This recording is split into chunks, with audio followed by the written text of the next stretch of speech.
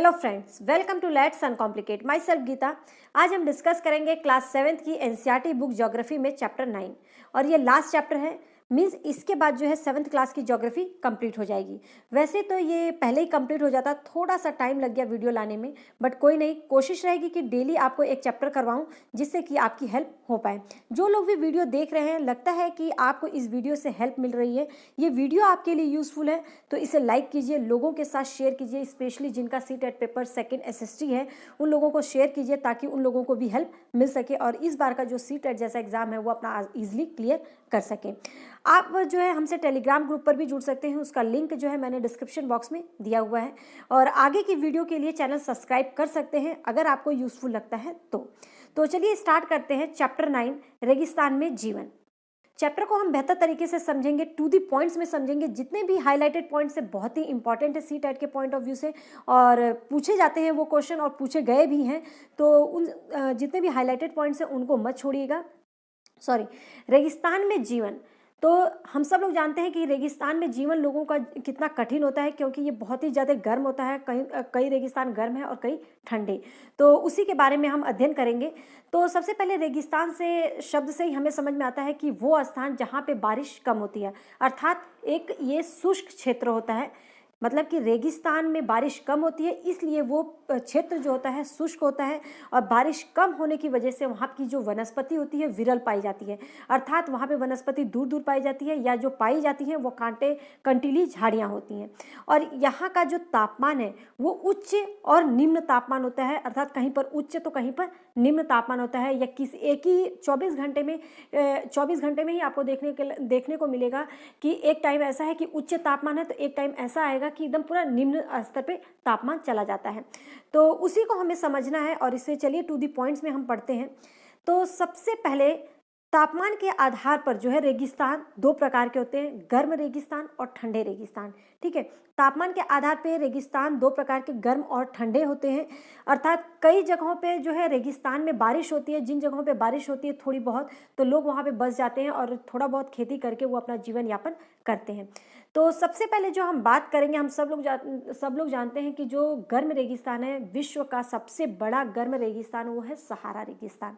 अर्थात सहारा रेगिस्तान कहाँ पे पाया जाता है, तो ये कहाँ पर है, अफ्रीका महाद्वीप में। अफ्रीका महाद्वीप में, और ये लगभग 11 देशों से घिरा हुआ है। इतने इसका क्षेत्रफल इतना बड़ा है कि बोला जाता है कि भारत का ये 3 गुना, लगभग 3 गुना इसका क्षेत्रफल है। तो चलिए डिस्कस करते हैं। विश्व का सबसे बड़ा रेगिस्तान कौन सा है, सहारा रेगिस्तान। इसका जो एरिया है वो है 8.5 लाख वर्ग किलोमीटर। इट्स वेरी इंपॉर्टेंट, आपको पता होना चाहिए। और ये एरिया जो है भारत के क्षेत्रफल से, अर्थात भारत का क्षेत्रफल 3.2 लाख वर्ग किलोमीटर है, तो भारत के क्षेत्रफल से लगभग 3 गुना जो है सहारा रेगिस्तान का क्षेत्रफल है। ठीक है, सहारा रेगिस्तान जो है लगभग 11 देशों से जो है ये घिरा हुआ है। वो 11 देश कौन से हैं, बहुत इजीली आपको अगर मैप से याद करेंगे तो याद हो जाएगा। 11 देश जो है, देखिए, माली, नाइजर, चाड, सूडान, मिस्र, Libya, Algeria, Tunisia, Morocco, Mauritania या पश्चिमी सहारा जो है, ये मिला के पूरे 11 देश हैं। और कर्क रेखा जो है इनके बीचों बीच से निकलती है। तो जो सहारा मरुस्थल है, सहारा मरुस्थल लगभग 11 देशों से घिरा हुआ है। इन देशों के नाम आपको देकर पूछ सकता है कि इनमें से कौन सा सहारा रेगिस्तान से के अंतर्गत नहीं आता है, अर्थात उस देश का नाम बताइए जो सहारा रेगिस्तान से दूर बसा हुआ है या सहारा रेगिस्तान से जो है अपनी सीमा नहीं बनाता है। तो आपको इनमें से 3 दे देगा और एक कोई और दूसरा देश दे देगा अफ्रीका ही महाद्वीप का। तो आपको वो पता होना चाहिए कि सहारा रेगिस्तान से केवल 11 देश जो हैं वो सीमा बनाते हैं, अर्थात सहारा रेगिस्तान से 11 देश जुड़े हुए हैं। ठीक है, आगे चले देखते हैं कि सहारा मरुस्थल जो है बालू की विशाल परतों से ढका हुआ ही नहीं है, वरन मतलब यहाँ पे जो है बजरी के मैदान और नग्न चट्टानी सतह वाली उठित पठार भी पाए जाते हैं। मतलब कि जो यहाँ अगर सहारा रेगिस्तान को देखें तो वहाँ पे केवल बालू के बड़े बड़े टीले ही नहीं पाए जाते, और वो टीले इतने कठोर हो जाते हैं कि वो एक कैसे चट्टान जैसा बना लेते हैं और वो क्षेत्र जो है पठार जैसा दिखने लगता है। तो ये चट्टानी सतहें जो हैं, आप ये देख सकते हैं कि यहाँ पे केवल रेत नहीं और टीले ही नहीं देखने को मिल रहे हैं, यहाँ पे ये जो है एक चट्टान बना लेते हैं जो कि उठे हुए पठार जैसे नज़र आते हैं। ये चट्टानी सतहें कुछ स्थान पर जो है 2500 मीटर से भी अधिक ऊंचे होते हैं। ठीक है, आगे देखते हैं कि यहाँ की जलवायु कैसी है। तो सहारा रेगिस्तान की जो जलवायु है अत्यधिक गर्म है और एवं शुष्क है। यहाँ की वर्षा ऋतु अल्पकाल के लिए होती है, मतलब यहाँ पे वर्षा थोड़े समय के लिए होती है और यहाँ जो आकाश में बादल रहित और निर्मल होता है। नमी में हमेशा संचयन होने की अपेक्षा तेजी से वाष्पित हो जाती है, मतलब यहाँ पे गर्मी बहुत ज़्यादा होती है, इसलिए जो है जो हवा में नमी रहती है वो तेजी से वाष्पित हो जाती है,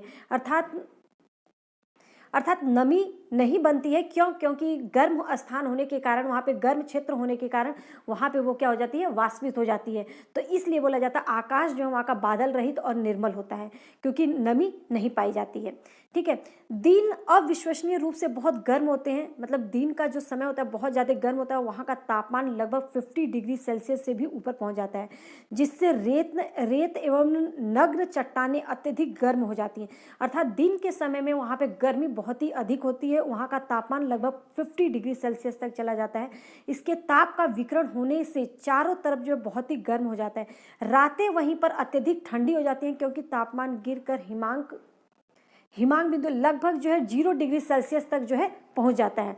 तो सहारा का जो अजीजिया एक क्षेत्र है जो कि त्रिपोली लीबिया के दक्षिण भाग में स्थित है। अभी हमने देखा कि कहाँ पर है, ये देखिए अल्जीरिया। तो ये अल्जीरिया है, अल्जीजिया जो है सबसे ज़्यादा गर्म बोला जाता है और ये जो है लीबिया के दक्षिण भाग में स्थित है। यहाँ का सबसे अत्यधिक तापमान 1922 में 57.7 डिग्री सेल्सियस दर्ज किया गया था, इसलिए बोला जाता है अल्जीजिया जो है सबसे गर्म स्थान है।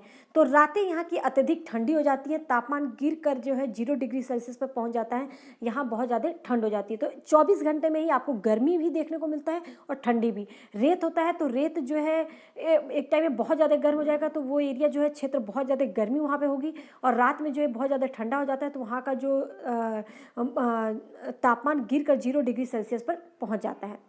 अब यहाँ की वनस्पति और प्राणी जात कौन से हैं? तो सहारा रेगिस्तान की वनस्पति में जो है हम सब लोग जानते हैं वहाँ पे कंटीली झाड़ियाँ पाई जाती है, तो कैक्टस, खजूर के पेड़, एकेशिया पाए जाते हैं। तो ये आपको पता होना चाहिए कि रेगिस्तान में कौन कौन से पेड़ पाए जाते हैं, कैक्टस, खजूर, एकेशिया।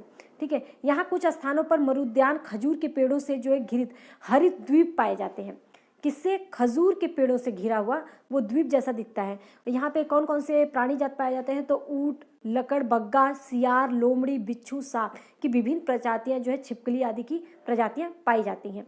ठीक है, मतलब सहारा रेगिस्तान के लोग जो है बहुत ही कष्टकारी जलवायु में जीते हैं। अर्थात हमने देखा कि सहारा रेगिस्तान जो है दिन में बहुत गर्म, रात में बहुत ठंडा, तो यहाँ जो लोग जीवन व्यतीत करते हैं उनका जीवन जो है बहुत ही कष्टकारी होता है। वो लोग जो है अलग अलग क्रियाएं करते हैं, अलग अलग क्रियाओं में भाग लेते हैं, जैसे कि बेदुइन और तुआरेग यहाँ पे शामिल हैं। चलवासी जो जनजाति है, ये लोग बकरी, भेड़, ऊँट, घोड़े, पशुधन को पालते हैं। ठीक है, इन पशुओं से इन लोगों को दूध मिलता है। इनकी खाल से ये पेटी, जूते, पानी की बोतल बनाने के लिए चमड़ा प्राप्त करते हैं, और पशुओं के बालों का उपयोग जो है किसके लिए करते हैं? चटाई, कालीन, कपड़े, कंबल। पूछ सकता है कि जो रेगिस्तानी लोग हैं वो पशुओं के बालों का उपयोग किन किन कामों के लिए करते हैं?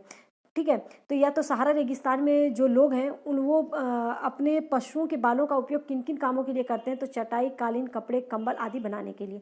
धूल की भरी आंधियों एवं गर्म वायु से बचने के लिए ये लोग जो है भारी वस्त्र पहनते हैं। ठीक है, जब यहाँ पे मतलब कि रेत को पवन उड़ा ले जाती है, जब बहुत तेज़ से हवा चलती है तो वो जो है रेत को उड़ा ले जाती है, तो वहाँ पे गर्त बन जाता है, जहाँ गर्त में भूमिगत जल सतह पर आ जाता है और यहाँ पे मरुद्यान बनते हैं। ठीक है, गर्त बन जाता है, गर्त में भूमिगत जल सतह पर आ जाता है और उसे क्या बोला जाता है? मरुद्यान। ये क्षेत्र उपजाऊ होते हैं, लोग इनके आसपास निवास करते हैं, खजूर के पेड़, अन्य फसलें उगाते हैं, और कभी कभी मरुद्यान सामान्य रूप से बड़ा भी हो सकता है। अगर बात करें मोरक्को में तो टेफिलालेट मरुद्यान ऐसा ही एक विशाल मरुद्यान है। तेल की खोज में जो है सहारा मरुद्यान और मिस्र में जो है नील घाटी के लोग निवास करते हैं। जल की उपलब्धता होने से यहाँ पे खजूर के पेड़ आसानी से लगा पाते हैं ये लोग। ठीक है। यहाँ पे जो है चावल, गेहूँ, जौ, सेम जैसी फसलें भी लोग उगाते हैं। अगर बात करें तेल की खोज, तो संपूर्ण विश्व में अत्यधिक मांग वाले इस उत्पाद अल्जीरिया, लीबिया, मिस्र में होने के कारण सहारा रेगिस्तान में तेजी से परिवर्तन हो रहा है, अर्थात यहाँ पे तेल बहुत ही अधिक पाया जाता है। इन क्षेत्रों में अन्य महत्वपूर्ण खनिजों में से जैसे लोहा, फास्फोरस, मैग्नीज और यूरेनियम भी सम्मिलित है। ठीक है। आगे बात करते हैं ठंडा रेगिस्तान। ठंडा रेगिस्तान मतलब कि भारत में सबसे ठंडा रेगिस्तान किसको बोला जाता है? लद्दाख। जम्मू कश्मीर के पूर्व में एक बृहद हिमालय में स्थित लद्दाख एक ठंडा रेगिस्तान है। अगर पूछे कि ठंडा रेगिस्तान किसे कहा जाता है तो वो है लद्दाख, और ये जो है जम्मू कश्मीर के पूर्व बृहद हिमालय में स्थित है। इसके उत्तर में जो अगर बात करें काराकोरम पर्वत श्रेणी है, दक्षिण में जास्कर पर्वत श्रेणी है। तो ये जो है उत्तर और दक्षिण के बीच में, मतलब कि काराकोरम और जास्कर श्रेणी के मध्य में लद्दाख पड़ता है, वहाँ पर है ये। लद्दाख से होकर अनेक नदियाँ निकलती हैं, जिसमें सिंधु नदी प्रमुख है। ये नदियाँ जो है गहरी घाटियों, महाखंड का निर्माण करती है, क्योंकि ऊंचाई से गिरती हैं तो ऊंचाई से अपने साथ बहुत सारी चीज़ें बहा कर लेकर आती हैं, पत्थरों को काट कर लेकर आती हैं। तो ये गहरी घाटियों एवं महाखंड, मतलब कि नदियों के प्रवाह से जो गॉर्ज का निर्माण होता है। लद्दाख में अनेक हिमानियाँ जैसे गैंग्री हिमानी। गैंग्री हिमानी कहाँ पर है? लद्दाख में। ये भी पूछा जाता है कि लद्दाख जो है दो शब्दों से बना है, ला का अर्थ क्या है? तो उसका अर्थ है पर्वतीय दर्रा, और दाख का अर्थ है देश। आगे देखते हैं। तो ग्रीष्म ऋतु में दिन का जो तापमान है लद्दाख में 0 डिग्री सेल्सियस से कुछ ही अधिक होता है, एवं रात का तापमान जो है -30 डिग्री सेल्सियस के भी नीचे चला जाता है। अर्थात यहाँ पे जो है दिन और रात दोनों ही टाइम पर क्या होते हैं? यहाँ पे ठंडा होता है। शीत ऋतु में यहाँ पे बर्फीला ठंडा, जो बर्फ है वो ठंडा हो जाता है एकदम। तापमान लगभग 40 डिग्री सेल्सियस, -40 डिग्री के नीचे आ जाता है। कहाँ पे? लद्दाख में। ठीक है। यह हिमालय की वृष्टि छाया क्षेत्र में स्थित है। वर्षा बहुत यहाँ पे कम होती है, इसलिए वनस्पति भी बहुत ही कम पाई जाती है, और यहाँ पे मुश्किल से 10 सेंटीमीटर प्रति वर्ष जो है ये होती है। यह क्षेत्र बर्फीली हवाओं से तेज जलाने वाले सूर्य ताप का भी अनुभव नहीं कर पाता है। एक क्वेश्चन पूछा गया है, कई बार लद्दाख को और किस नाम से जाना जाता है? तो लद्दाख को खा पा चान भी कहते हैं।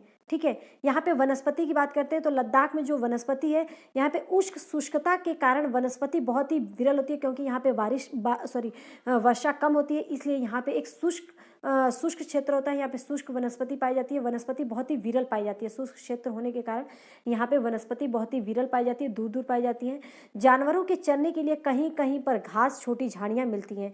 घाटी में शरपत मतलब विलो, पॉपुलर के उपवन देखे जाते हैं। ग्रीष्म ऋतु में सेब, खुबानी और अखरोट जैसे पेड़ जो है वहाँ पे पल्लवित होते हैं। लद्दाख में पक्षियों की विभिन्नता पाई जाती है। रॉबिन, रेड स्टार्ट, तिब्बती स्नॉक, रेवेन, हुप, ये पाए जाने वाले सामान्य पक्षी हैं। ये पूछा जाता है कि ये कहाँ पर ये पक्षियाँ पाई जाती हैं, तो ये लद्दाख में। ठीक है। चीरू या तिब्बती एंटीलॉप एक विलुप्त प्राप्त जो है जीव है। इसका शिकार जो है शाहतूश नामक एक ऊन के लिए किया जाता है। किसका? तो चीरू और तिब्बती एंटीलोप जो है ये विलुप्त होते जा रहे हैं। इसका शिकार किसके लिए? शाहतूश के लिए। शाहतूश के लिए किसका शिकार करते हैं? चीरू और तिब्बती एंटीलोप। आगे बात करते हैं कि यहाँ के जो लोग हैं, यहाँ के अधिकांश लोग या तो मुसलमान हैं या तो बौद्ध हैं। वास्तव में लद्दाख क्षेत्र में अनेक बौद्ध मठ हैं, और इनको जो है लद्दाख में बौद्ध मठों को क्या कहा जाता है? तो वो गोपा के साथ स्थित है। ठीक है। प्रसिद्ध मठ जो है वो हेमिस, थिक्से और लामा यूरू है। ठीक है। ग्रीष्म ऋतु में यहाँ के निवासी जौ, आलू, मटर, सेम, सलजम जैसी खेती करते हैं। एक क्वेश्चन भी पूछा गया है कि क्रिकेट के लिए सबसे अच्छा बल्ला बनाने के लिए किस पेड़ के लकड़ी से बनाया जाता है? तो वो है शरपत अर्थात विलो पेड़ से। ठीक है। ये क्वेश्चन भी पूछा गया है। इसके जितने भी हाईलाइटेड पॉइंट्स हैं बहुत ही इंपॉर्टेंट है, तो इनको ध्यान दीजिएगा, इनको अच्छे से पढ़िएगा। राष्ट्रीय राजमार्ग A1 लेह को जोजिला दर्रा होते हुए जो है कश्मीर घाटी से जोड़ता है।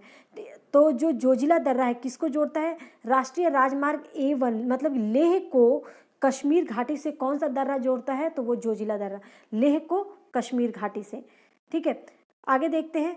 यहाँ का लोगों का मुख्य जो कार्य है, यहाँ पे पर्यटन के लिए बहुत ज़्यादा प्रसिद्ध है। देश विदेश से अनेक लोग जो है यहाँ पे पर्यटन के लिए आते हैं, और गोपा दर्शन, खास के मैदान व हिमनद की सैर, उत्सवों, अनुष्ठानों को देखना यहाँ के पर्यटकों के लिए बहुत ही आकर्षक होता है।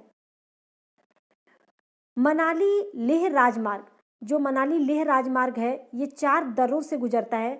पूछा जा सकता है कि मनाली लेह राजमार्ग इन कौन से दर्रे से नहीं गुजरता है, ये भी पूछ सकता है, या कौन से दर्रों से गुजरता है ये भी पूछ सकता है। 2 क्वेश्चन बनते हैं इसे।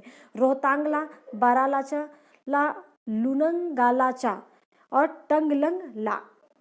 तो ये चारों नाम रोहतांगला, बारालाचाला और लुनगालाचाला और टंगला, ये 4 दर्रे हैं, ये 4 जगह हैं जहाँ से जो है मनाली लेह राजमार्ग के ये चारों दर्रों से गुजरता है। ठीक है, ये राजमार्ग जो है केवल जुलाई से सितंबर के बीच में ही खुलता है और हमेशा जब बर्फ़ को मार्ग से हटा दिया जाता है, और नहीं तो वहाँ पे हमेशा जो है बर्फ़ से ये ढका रहता है। होप सो ये चैप्टर अच्छे से क्लियर हो गया होगा। जितने भी इंपॉर्टेंट पॉइंट्स थे वो सब मैंने इसमें कवर करवा दिया है आपको, तो अच्छे से क्लियर हो गया होगा ये मैं उम्मीद करती हूँ। अगर कुछ डाउट है तो कमेंट सेक्शन में पूछ सकते हैं आप, और चैनल अगर आपको लगता है कि यूज़फुल है, इस चैनल से हेल्प मिल रही है, तो सब्सक्राइब कर सकते हैं। लोगों के साथ शेयर कीजिए जो लोग CTET की तैयारी करें। Thank you.